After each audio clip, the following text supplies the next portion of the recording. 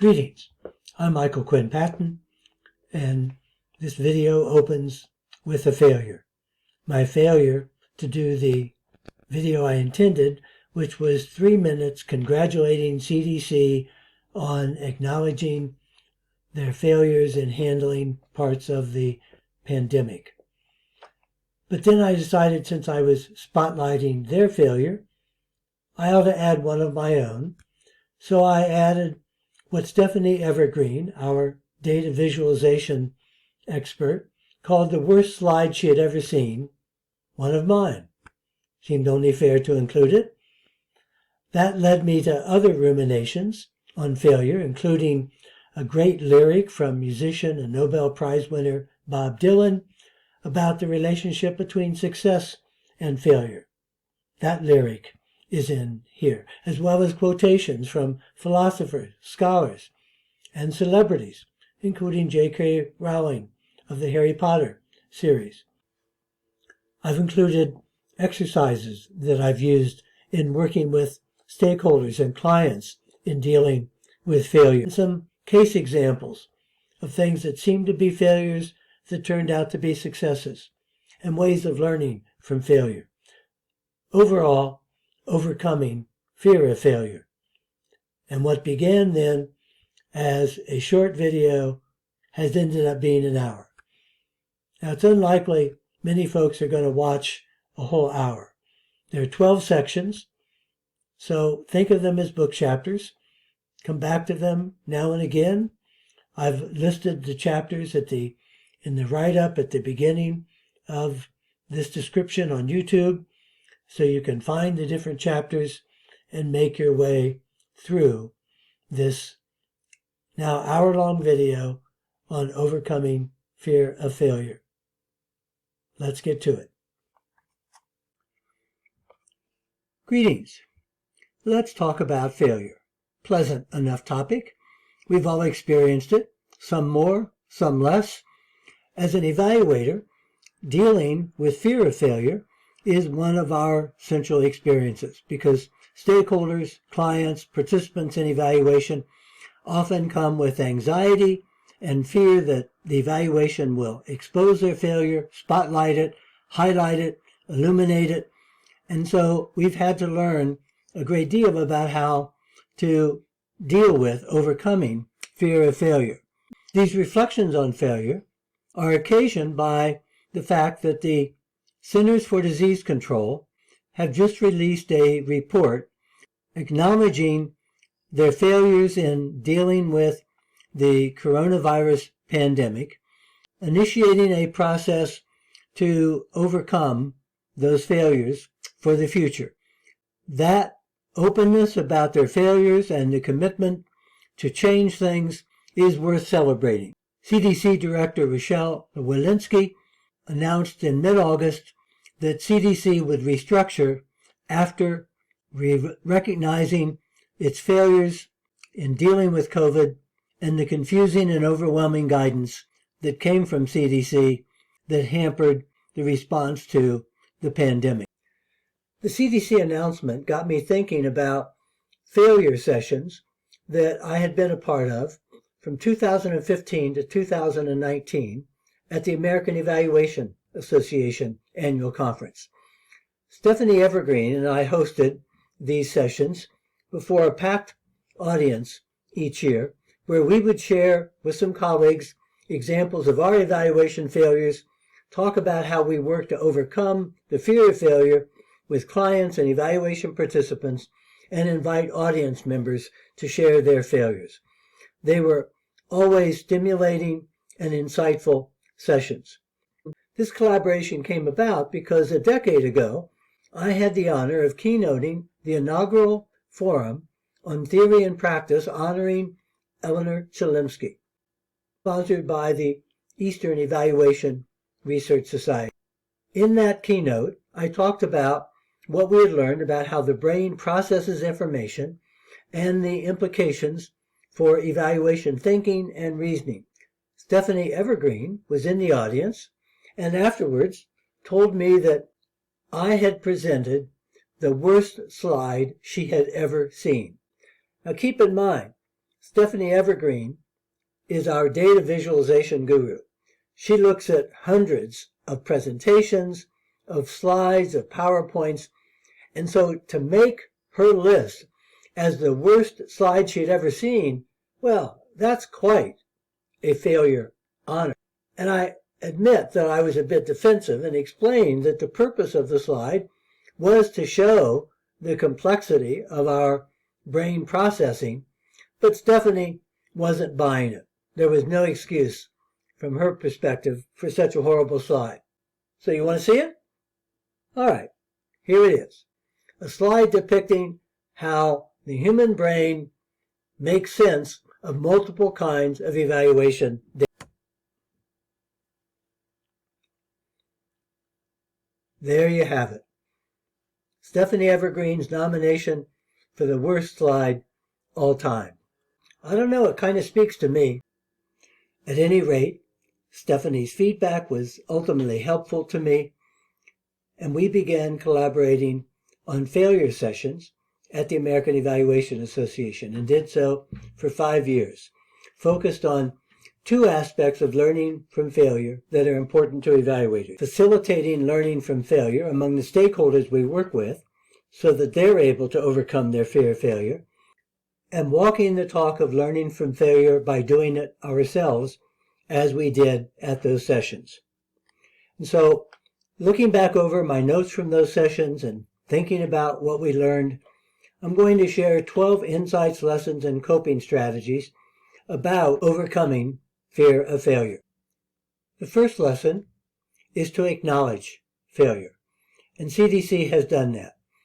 They've done an external review of CDC's COVID response conducted by James McCrae, a senior official with the Department of Health and Human Services. McCrae's review included interviews with 120 CDC staff as well as external experts. This led to the lessons and proposed actions that CDC will take under the leadership of Director Rochelle Walensky.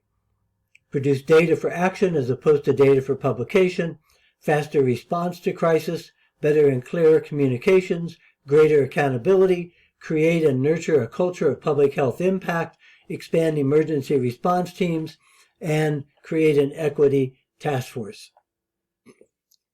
It can be difficult to acknowledge failure. In 1980, President Jimmy Carter was dealing with the Iran hostage crisis and authorized a rescue attempt. No hostages were rescued. A helicopter crashed. Some American servicemen were died. And in the press conference announcing this disaster, he described it as, quote, an incomplete success. We often get euphemisms for failure because it can be difficult to acknowledge. In contrast, Engineers Without Borders began in 2009 a process of reporting annually on their failures. They have years now of failure reports. These are available online. Failures of understanding the setting, of the context, of not sufficiently consulting with the local people, with not providing sufficient attention to what it was going to take to maintain projects over time, the politics of these projects. They are insightful, honest, and transparent reflections on failure. That overcoming the fear of failure actually begins, almost ironically, by acknowledging it. When we fail to acknowledge our failures, keep them inside, try to hide them, don't deal with them, they actually fester, they become bigger. And when they finally see the light of day, they are more weighty and embarrassing than if they're dealt with in real time. At least that's been my experience and the experience of colleagues who we've talked about overcoming our own fears of failure. A second dimension of overcoming fear of failure is to understand it. Why are we so afraid to fail? Well, part of the answer comes from research about how we process information, how our brains work, our flight or fight instinct in thinking fast, and the ways in which our rationality is bounded and distorted. the emotional nature of our decision making. What Kahneman documents from his own research and experiments and the work of other scholars about how we process information is that we have a strong loss aversion. We fear loss more than we hope for gain. We focus on the negative often more than the positive. Evaluators have long known this anecdotally. Our rule of thumb is that you have to provide 5 positive findings for every 1 negative finding in order for the negative finding not to become overwhelming. And so understanding this strong aversion to loss helps us place it in a context and to deal with it. There's a downward spiral about failure. You have an unsuccessful experience, then you develop an expectation or fear of failure. That gives you more hesitancy and self-doubt. That leads to diminished perseverance, which leads to unsuccessful experiences. There's a good bit of literature about the ways in which emotionally and cognitively we develop fear of failure. So acknowledging failure and acknowledging the source of our fear of failure is the beginning of dealing with failure. A third element is to ponder failure.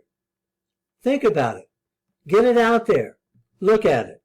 One of the exercises I like to do when I'm working with a new group of stakeholders and we're doing an opening workshop to get on the same page about evaluation, I like to bring forward the challenges of potential negative findings, acknowledge the fear of failure, understand where it comes from. And one of the ways that I'll do this is to play a song from Bob Dylan's Bringing It All Back Home album. Bob Dylan also being a Nobel laureate. I'm coming to you from the state of Minnesota, where we take great pride in Bob Dylan's Nobel Prize, more so apparently than he took himself. But in this album, Bringing It All Back Home, the song Love Minus Zero, which I would play for you, but there are copyright limitations to using recorded songs. He has these wonderful lyrics in which he says, "My love, she speaks like silence, without ideals or violence. She doesn't have to say she's faithful, yet she's true, like ice, like fire. In the dime stores and bus stations, people talk of situations, read books, repeat quotations, draw conclusions on the wall. Some speak of the future. My love, she speaks softly. She knows there's no success like failure, and that failure's no success at all." There's no success like failure, and failure is no success at all. In workshops, in training sessions with stakeholders, I like to put them into groups, even on Zoom, and have them discuss, what does this mean? What are the implications for evaluation? There's no success like failure, and failure's no success at all. To ponder the nature of failure, the nature of success. A fourth dimension of overcoming fear of failure is to know patterns of failure, to have examined what we've learned about major failures, how they occur, what they're based on. Not the part that's inside our heads, but the nature of failures out in the world. How do they occur? What can we learn from them? This is the interstate highway bridge that connected across the Mississippi River, Minneapolis and St. Paul, which on August 1st, 2007, at rush hour, collapsed. 13 people died, and a major investigation ensued. And what they found is that the physical cause of the bridge collapse was the failure of the gullet plates that connected the horizontal and vertical parts of the bridge. But they also found that a few months before the bridge collapsed, there had been an inspection of the bridge. Photographs were taken. The bridge examiner noted that the bridge was in danger of collapsing, and yet nothing was done. It's a story of the failure to use evaluation information. A number of things went on that kept the report from being used. There were vacations, there was staff turnover, but as is typically the case, there's not one single factor. Big failures are complex and typically involve multiple dimensions. Multiple factors come into play and intersect in failures. And so we have to be attentive to looking for early signs of what those factors may be. In the intelligence community, did an assessment of the origin of COVID-19, and they found that across multiple agencies, they examined whether the COVID came from natural exposure to an infected animal or was a laboratory-associated incident. And in the end, they couldn't render a definitive response. And so another takeaway is that they acknowledged what they didn't know and what they disagreed about. We can't always resolve the causes of failure. It depends upon perspective. Sometimes the evidence isn't all there. We don't always get closure, don't always get definitive answers. The buffalo thorn tree presents an interesting insight into the nature of failure. The buffalo thorn in southern Africa is the only tree that has two kinds of thorns on it, a pointed thorn and a cat's claw thorn. And in the tales of South Africa, and the meaning of the buffalo thorn in southern Africa, the buffalo thorn represents both the process of pushing one forward with the pointed thorn and holding one back with the cat's claw thorn. Failure can hold you back or push you forward, or both, and it's likely to be painful either way. The buffalo thorn reminds us of the dual nature of failure: moving forward, taking risk, being held back by not willing to move forward. Those two dimensions are always present when we're looking at action. The great poet Maya Angelou observed, "You may encounter many defeats, but you must not be defeated. In fact, it may be necessary to encounter the defeats so you can know who you are, what you can rise from, how you can still come out of it." Failures reveal something. If we learn to decipher the revelation, pay attention to what failures tell us about ourselves, about our organizations, about our lives, about our society. Two space shuttle disasters: the Challenger disaster in 1986, the Columbia disaster in 2003. The Challenger disaster was a result of a failed O-ring and the failure under freezing conditions in Florida, where it had not been tested. The Columbia disaster was a result of a piece of foam coming off the reentry vehicle. Both of these risks were known, but the political administrators decided to go ahead with the launches and to hope that those risks did not materialize. And in fact, they did. And what the major congressional investigation of both shuttle disasters found is that while there were physical causes of the disaster in both cases, the larger contributing factor was a dysfunctional decision-making culture in the National Space Administration, that between the political appointees and administrators and the technical engineers about what kind of risk to take and how to process that information. And between the two shuttle disasters, that culture had not been solved. And so a second failure ensued. Knowing the cause of failure doesn't necessarily lead to solutions when those challenges are deeply seated. And one of the challenges that the CDC report is taking on is changing the culture of CDC, which the NASA results tell us is not going to be easy. Another cautionary tale about failure is from the Rwanda genocide.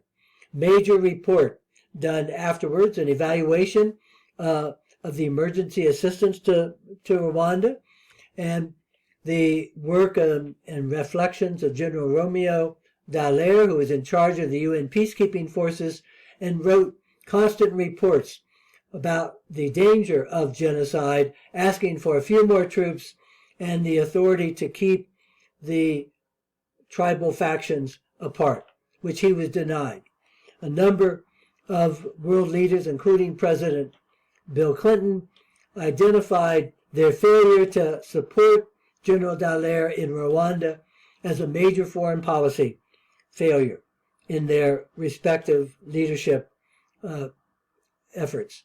And the Rwanda genocide is an example of not paying attention to the data, not acting on the data, political, colonial, power struggle, historical factors interfering with current action, despite the fact that there were impending signs of failure. We have to pay attention to those as one of the lessons of Rwanda.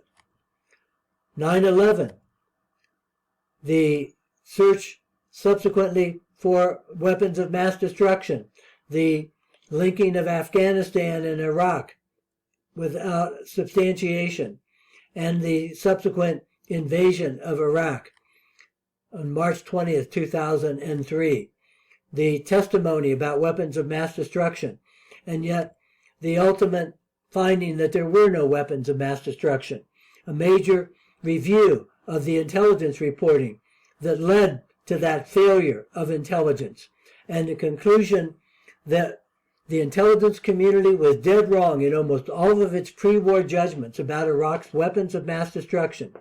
This was a major intelligence failure. Its principal causes were the intelligence community's inability to collect good information about Iraq's weapons of mass destruction programs, serious errors in analyzing what information it could gather, and a failure to make clear how much of its analysis was based on assumptions rather than good evidence. On a matter of this importance, the report said, we simply cannot afford failures of this magnitude. Preconceptions, assumptions, and politics are common factors in failures, things to watch out at the global level, at a societal level, but at an organizational and even at a personal level. The inspector generals of the Pentagon have done really very solid reports on learning from Iraq, on learning from the development assistance in Iraq. A major report on 20 years of Afghanistan reconstruction. These reports are insightful. They're done by independent inspector generals. They are great insights into the nature of failures. And yet, as George Friedrich Hegel said 3 centuries ago, we learn from history that we do not learn from history. And so, if we're going to deal with future failures and avert failures and overcome failures, we have to learn to pay attention to the lessons of the past. Another dimension of overcoming fear of failure is to reframe it, to move to an organizational learning stance. What I often tell programs and organizations is that you can't be a learning organization if there's nothing to learn. Failures are opportunities to learn. It's not just that you report a failure, but what you report is you had an idea of something you thought was going to work, you had a model, you had a hypothesis, you had a theory, you tried it out, it turns out it didn't work, or it wasn't well implemented, you've learned something, and now you have a pathway to doing better. To document yourself as a learning organization, you have to have opportunities to learn, and that's what failures provide. So it's worth rehearsing, practicing how to deal with negative data, how to deal with failures, how to reframe them from simply standalone failures to opportunities for learning and unlearning. A major part of reframing is not just learning new things, but unlearning the things we know that turn out not to be true. The great humorist Mark Twain once said, "It's not so much the things we know that get us in trouble, it's the things we think we know that aren't true." And so reframing includes unlearning assumptions, patterns, hypotheses, things that turn out on the basis of evaluation and evidence not to be true. And to reframe the questions we ask.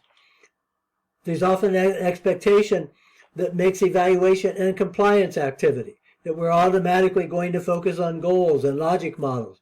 But in this cartoon from the utilization-focused evaluation book, the evaluator asks, what don't you know that if you did know would make a difference to what you do? To focus evaluation on opportunities for learning, not just a compliance activity, business as usual, routine reporting. What don't you know that if you did know would make a difference to what you do? The opportunity to learn. A fifth factor in overcoming the fear of failure is to analyze failure. We've already given some examples of that. But to go inside failures, understand them. What were the defects? What went wrong? To develop this openness to examining failures in order to go more deeply into them, and to use what we know about the differences between single, double, and triple loop learning. Single loop learning is aimed at simple failures where you try to solve problems. Double loop learning involves more complicated problems where we look at the sources of failures. And triple loop learning gets into complexity and learning how to learn and adapt. So that in facing failure, understand single, double, and triple loop learning, practice it, look for examples of it, so that you can deal with failure at its multiple levels. Automobile pioneer Henry Ford famously said, "The only real mistake is the one from which we learn nothing." Reframe the failure, analyze it so that you can learn from it, so that it becomes part of the commitment to effectiveness and to excellence, to be willing to acknowledge failure and to learn from it. One organization created a failure analysis technician. This technician performs failure analysis to the component levels of global customer for the Eaton uninterruptible power sources and power distribution units, manages the logistics of failure. I've known organizations, nonprofit organizations, philanthropies, that appointed somebody in their team on a particular challenge to be the failure analysis technician, to take responsibility, to delve into the failure, to acknowledge it, to bring it forward, to facilitate the learning from it. A sixth dimension of overcoming the fear of failure is to prepare for it. Be ready. There's a major movements that have emerged called Fail Forward, failure festivals, that are getting organizations and programs in a mindset about expecting failure and being prepared for it. The Fail Forward movement says nothing great was ever achieved without taking a risk. Today's increasingly complex problems require increasing levels of innovation. Innovation is risky because, by definition, it is untested. Just as investors accept a higher level of risk in order to generate higher financial returns, organizations must accept higher levels of failure during the process of developing increasingly innovative solutions. They go on to say failure is strength. It is always the strongest organizations with the most effective programs that are able and willing to speak openly about their failures. I once worked with a philanthropic foundation that had as central values taking risk and innovating. And when I went to work with the senior staff and the board, I said, let's begin by looking at your failures and learning from them. And they said, well, we don't have any failures. And I said, well, then you're obviously not innovating and taking risk, because if you were, you would have some failures. And the fact that you say you have none means that you're doing the safe path, business as usual. And so preparing for failure is preparing to learn from failure. The shark is always going forward. And to keep moving forward, even in the face of failure, means to be able to learn from it and adapt to it. Run real risk scenarios. Fabricate negative data simulations to be prepared for failure. When we're working with stakeholders, before we go into the field to gather data, we like to do a dress rehearsal to make up findings, positive findings, negative findings, mixed findings, and practice the same way that artists practice their work before they perform a play. Musicians practice before they perform music. Firefighters practice before they go out and deal with real fires. We need to practice dealing with negative data, dealing with the possibility of negative findings, and get our heads around it. Practice futuring, practice anticipating how we will make use of failure, get our heads around it, demystify it, be ready. This is a cartoon showing a boat about to go over a waterfall and saying, what, review the monitoring data? Why bother? We're going fine. Track what's going on. Stay attentive to it. That's how you're prepared. That's why you do monitoring, to see what the trend lines are. Why we do evaluation, to learn and get better and to understand what things go well, learn from successes, and learn from failure. Another way to overcome fear of failure is to talk about it. Basically, to desensitize it. I've worked with organizations where it's almost taboo to talk about failure. The director or the leader says, let's stay positive. Let's focus on what's going well. You focus too much on failure, you get a negative atmosphere. I find it's just the opposite. When you bring it forward, when people can talk openly about their fears and about their successes, when they can acknowledge, as we said, failure, and even joke about it, it takes away some of the magnitude of fear. In preparing for our annual failure sessions at the American Evaluation Association, we found large numbers of quotations, posters, t-shirts, and so part of what we did was just people brought in and shared the different things they were finding where failure was dealt with. And that helped take away some of the sting, made it possible to talk about it and even joke about it. For example, this quotation from comedian Lily Tomlin: "Don't be afraid of missing opportunities. Behind every failure is an opportunity somebody wishes they had missed." T-shirts provide some interesting points for discussion. Failure is an option, not an option, a requirement, the best option. What do these glib sayings mean? These tweetable aphorisms and proverbs. In a world of short sound bites, getting beneath the surface and deconstructing them in order to desensitize us. In what remains, I'm going to share additional quotes from various esteemed people who have reflected on failure. And the point is not that any of them are wiser or truer or more meaningful than others.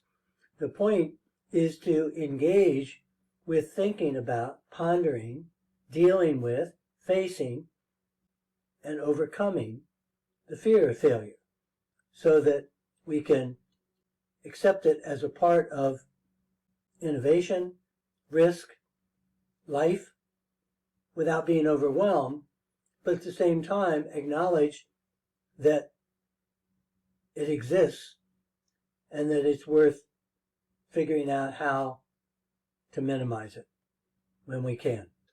Thomas Edison, responding to his search for a way to make a light bulb, and before he finally figured it out, said, "I have not failed to make a light bulb. I've just found 10,000 ways that won't work." Richard Branson, "There's a very thin dividing line between success and failure." J.K. Rowling, "My book was rejected by 12 publishers because they said it was too difficult for children." And on another occasion, she said, "I make mistakes like the next man.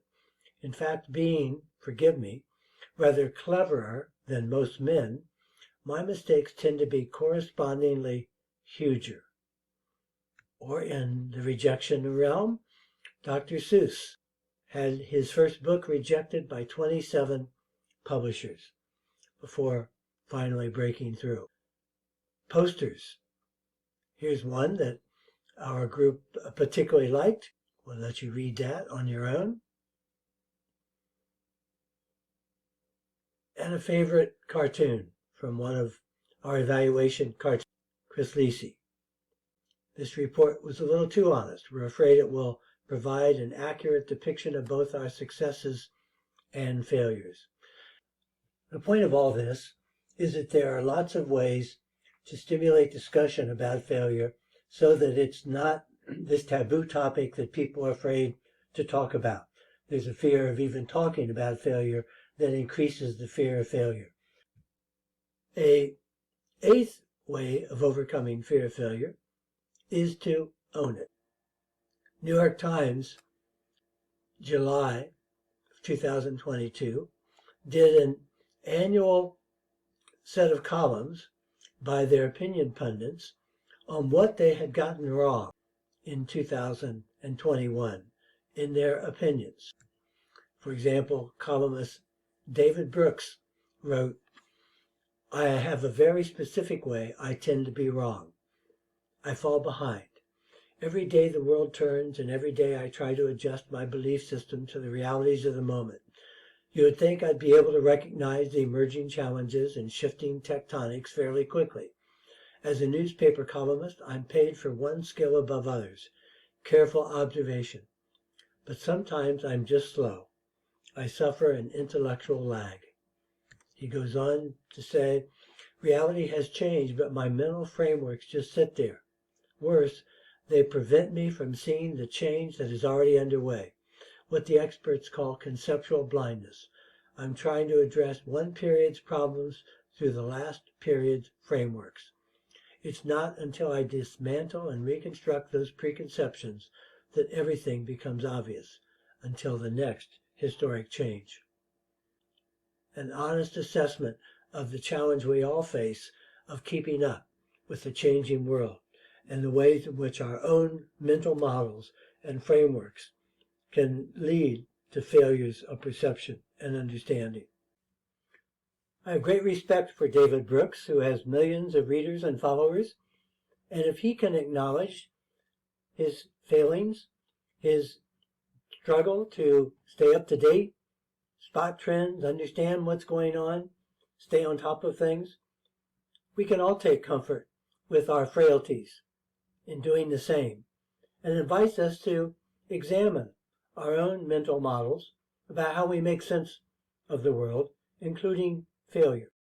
Another way of dealing with, preparing for, overcoming fear of failure, and dealing with failure itself is to share experiences of it. For example, when I'm doing training workshops with evaluators or preparing a new client group to begin an evaluation and an opening workshop, one of the exercises I like to do is to put people into small groups and have them share a good idea you had that didn't work out in practice and how you figured out that it wasn't working.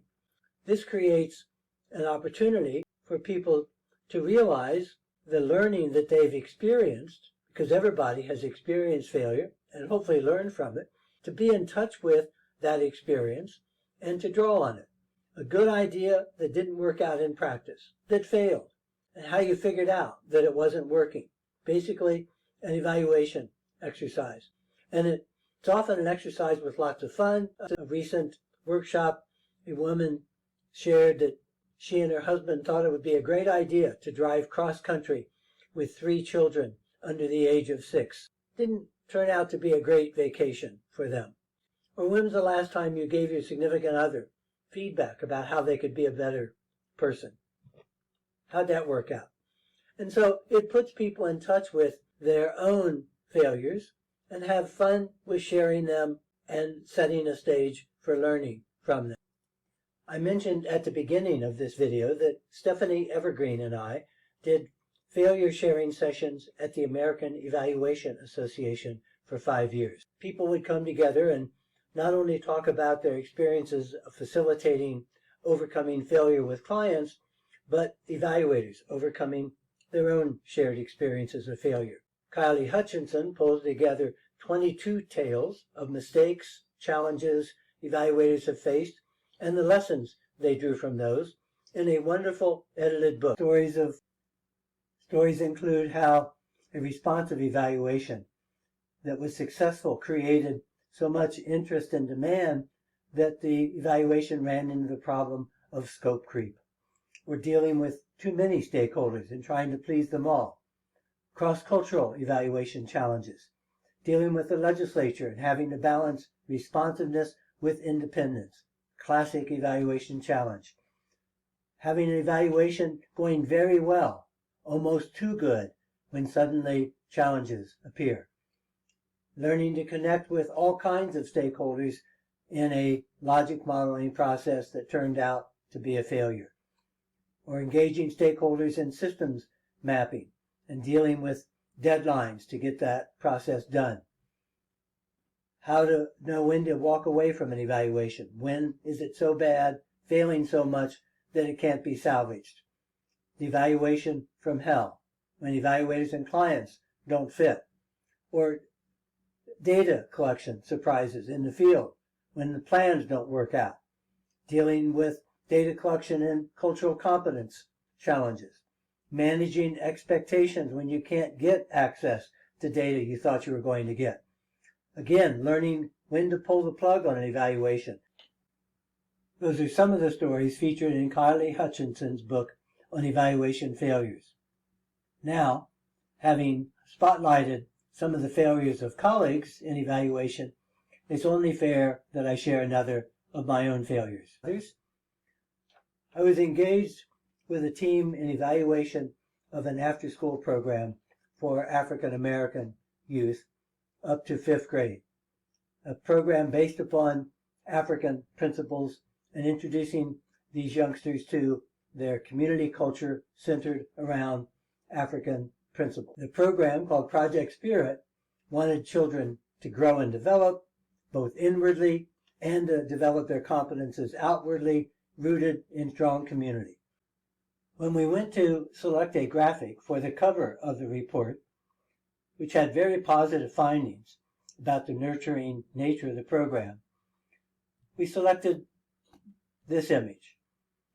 Children rooted in their community, experiencing together the joys of dancing and the fullness of life as they reached out for their potential.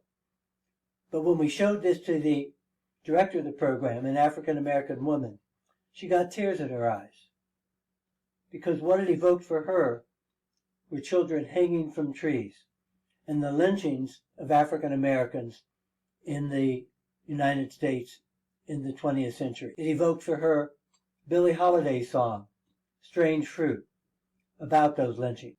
The good news is we followed the principle of showing what we were going to do to our primary client before doing it, and that led to a very deep and open discussion about our assumptions and perspectives and limitations, her perspectives and experiences, and allowed us to move forward together in depicting something that was appropriate to that community, its history, and its meaning.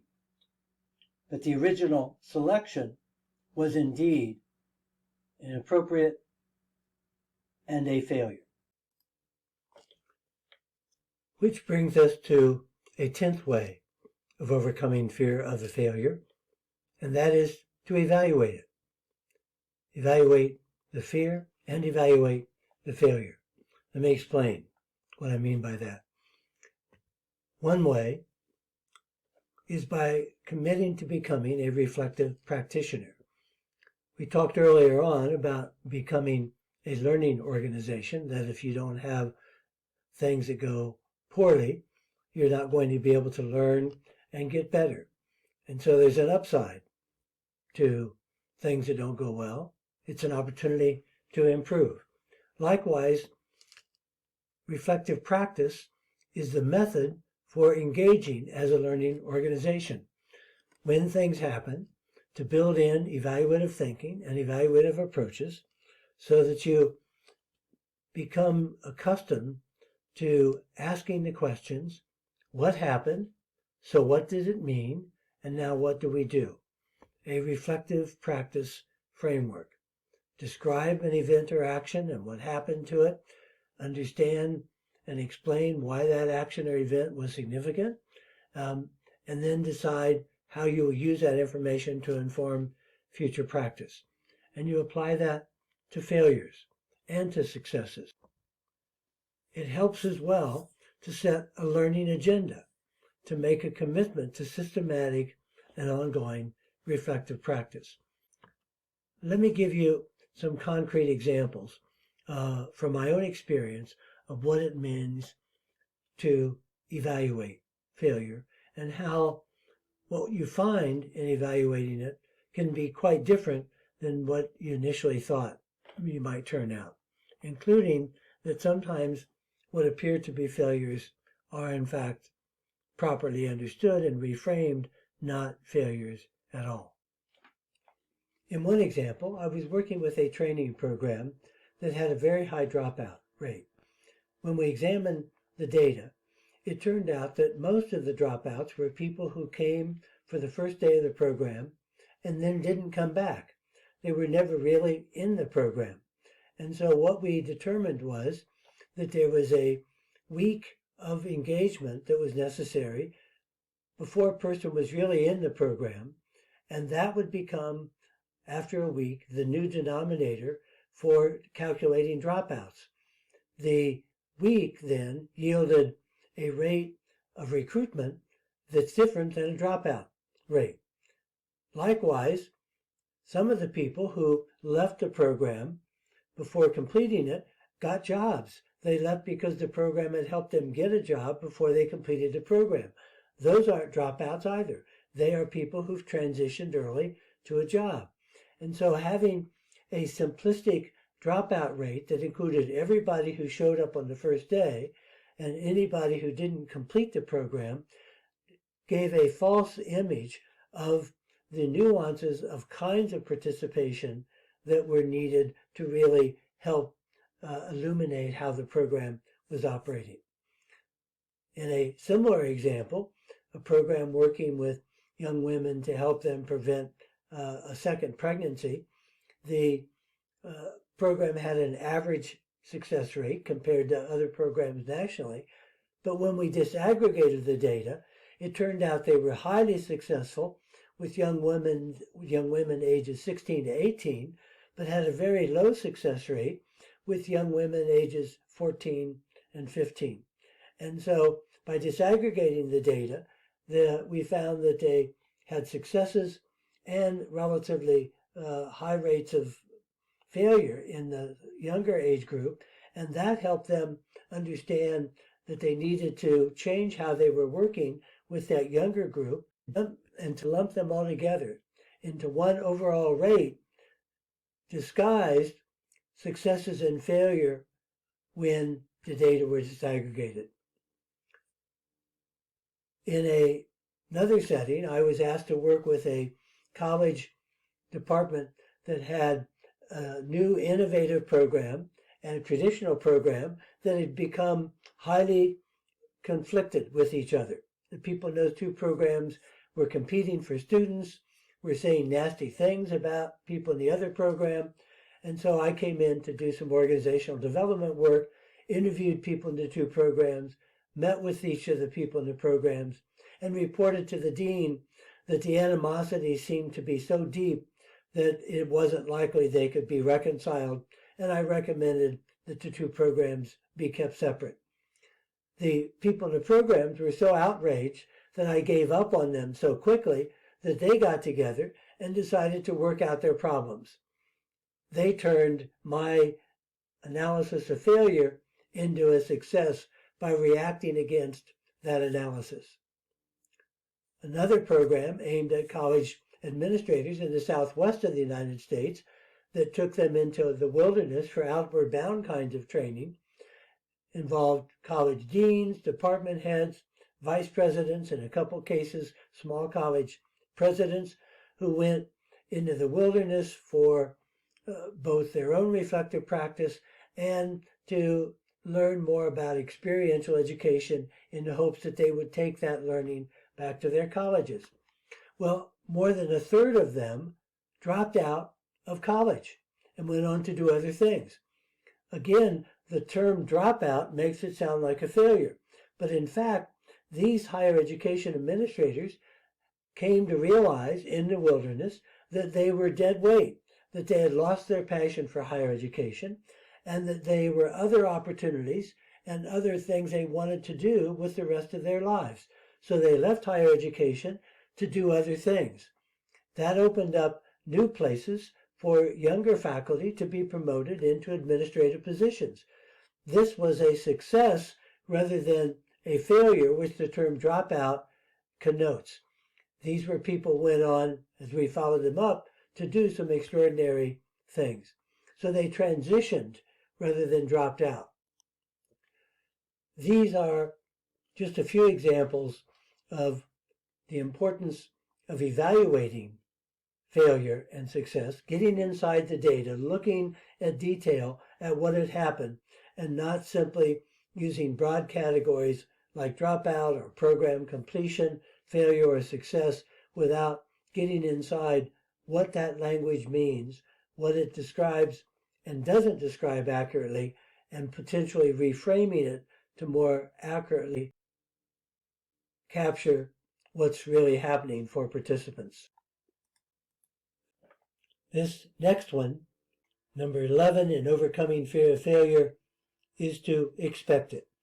And for this, we turn to the expertise of the great basketball player Michael Jordan, who said, "I've missed more than 9,000 shots in my career. I've lost almost 300 games. 26 times I've been trusted to take the game-winning shot and missed. I've failed over and over and over again in my life, and that's why I succeed."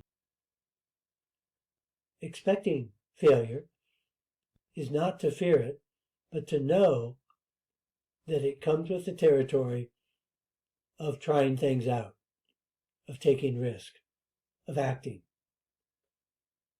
And that brings us to the big conclusion, our final item in overcoming fear of failure, to welcome it.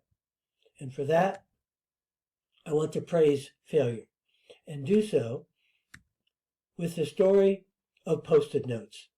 I'm coming to you from Minnesota, where we've just celebrated a couple years ago the 50th anniversary of perhaps Minnesota's greatest contribution to civilization, Post-it notes from the 3M company. The history of Post-it notes is nicely captured by stick-to-it labels, which tell the story of how in 1968, 3M researcher Spencer Silver was tasked with creating a better adhesive for the aerospace industry and fails. Instead, he creates a weak adhesive that can be removed easily without leaving residue. It was a failure. There was no apparent commercial use for it. However, fellow 3M researcher Art Fry was looking for a solution to keeping his place in hymnal books at church. Fry has an aha moment in trying Silver's adhesive. Fry can only find yellow scraps of paper to experiment with, which ends up giving the Post-it notes its signature color.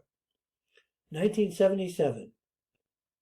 This is almost a decade after the initial discovery of the failure. 3M released the Post-it note in 4 cities under the name Press and Peel, to disappointing sales. Customers just didn't know what to do with this new product, and eventually 3M decided to pull them off the shelves. But in 1979, Press and Peel notes are rebranded to Post-it notes, and free samples are given to offices in Boise, Idaho metro area as part of the Boise Blitz. The result, more than 90% of offices reorder them. And in 1980, Post-it notes were released nationally, and the rest, as they say, is history. Post-it notes have become a nearly universally known office supply item. And so what we have is what appeared to be a failure that becomes a huge success, and in that failure was a product that nobody envisioned. Nobody set out to make a glue that didn't glue. No one had a vision for the utility of a glue that didn't glue. but by thinking about, paying attention to, persevering, and trying things out, they turned what appeared to be a failure into one of the company's greatest successes. And with that, for the big finale, I want to turn to Yoda. Heeded my words not, did you? Pass on what you have learned. Strength, mastery, but weakness, folly, failure also. Yes, failure most of all. The greatest teacher, failure is. And there we have it from Yoda himself. The greatest teacher, failure is. So let's review the 12 items for overcoming fear of failure and dealing with failure, turning failure into learning and ultimately into success. Acknowledge it, understand it, ponder it, reframe it, analyze it, prepare for it, desensitize it, own it, share it, evaluate it, expect it, and welcome it.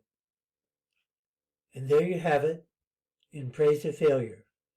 Go forth now and fail, learn from failure, use what you learn to improve and succeed.